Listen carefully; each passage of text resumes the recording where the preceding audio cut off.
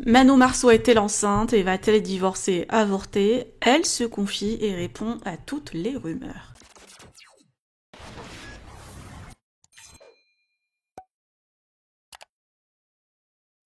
Manon Marceau a reçu une question d'une internaute qui lui demande de confirmer la rumeur sur son divorce.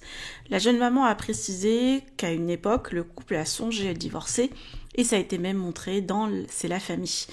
Les tantis ont dû suivre une thérapie de couple et tout est rentré dans l'ordre. Les jeunes parents comptent même avoir un troisième enfant plus tard, mais surtout pas de suite. Après quelques remarques et symptômes de grossesse, Manon a acheté un test de grossesse qu'elle a d'ailleurs pas utilisé puisqu'elle a eu sa période dans la foulée. La candidate a expliqué qu'elle ne peut tomber enceinte en ce moment. Si c'est le cas, elle doit avorter à cause de son traitement d'acné. Effectivement, le traitement en question est vivement déconseillé pour les femmes enceintes et provoque de gros risques chez les fœtus. Je vous laisse avec toutes ces explications. Que pensez-vous? Partagez avec moi vos avis en commentaire et n'oubliez pas de liker la vidéo et de vous abonner à la chaîne. Je ne sais pas de quelle rumeur tu parles et de quelle rupture tu parles. En tout cas, sache que venant de ma bouche, quand il y a eu des moments où ça n'allait pas avec Julien, comme quand on a fait une psychothérapie de couple, ou qu'on l'a assumé dans C'est la famille, ou que j'étais vraiment sur le point de divorcer, mais plus, on n'est pas passé loin. C'est pas des rumeurs, voilà. Mais en tout cas, je m'amuse pas à chaque fois à faire croire que ça ne va pas dans mon couple pour rien. J'ai tellement peur de l'œil, j'ai tellement peur. Vous voyez, on crie pas au feu pour rien. Donc moi, je dis pas, je vais pas dire que mon couple ça va pas, si ça va. Je vais pas dire que, en fait, il y a plein de trucs que je ne fais pas. Moi, je mentirai jamais sur les ruptures, sur les maladies, sur la négativité, sur, voilà, je ne mens pas sur la négativité ou sur des problèmes, parce qu'en fait, si tu mens là-dessus, bah, le karma il peut se retourner contre toi et au final, tu peux avoir le problème. Donc moi, c'est vraiment pas mon genre de... Qui habille vos habits pour vos plus... de faire de fausses rumeurs pour ce genre de trucs, quoi. Donc si en tout cas, tu as vu de notre part que des fois dans notre couple, ça n'allait pas, c'est que c'était vrai.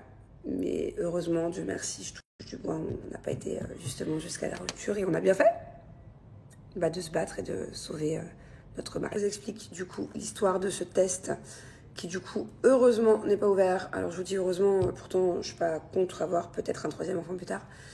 Mais là, j'ai failli faire la dépression, une bonne dépression de ma vie.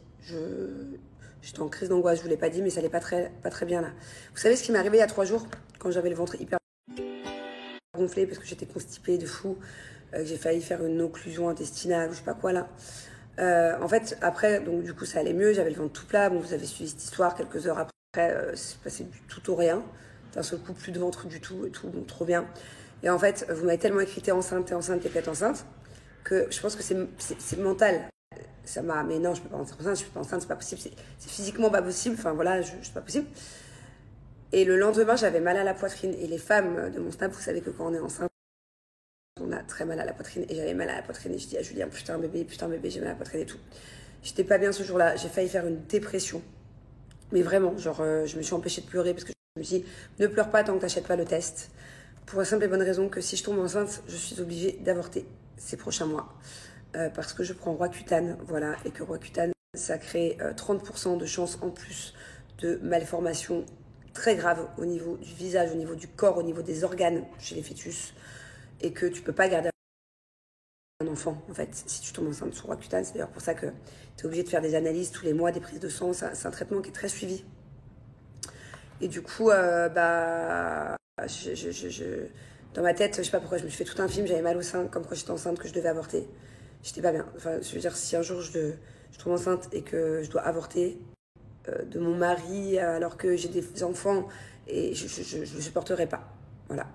Le fait de me dire que c'est un frère ou sœur de Thiago ou Angelina que je dois enlever parce que je peux pas à cause d'un traitement le garder, ça me fendrait le cœur et du coup je me suis envisagé ça dans la tête pendant 24 heures, le temps que j'achète le test. Et heureusement, en fait, j'ai acheté le test tout le temps comme ça d'ailleurs. Quand tu achètes le test, au final, tu as tes périodes qui arrivent. C'est à croire que tout est mental. Je sais pas, genre, vous m'avez dit t'es enceinte. Le lendemain, j'ai eu mal au sein comme une femme enceinte. À croire que c'est psychique, genre. Du coup, je me dis, il faut que je fasse un test. Je suis pas bien, je suis en dep. Au final, j'achète le test. Une fois que j'ai le test et que je rentre à la maison, 1 heure après, j'ai mes périodes. Genre, c'est pas ouf.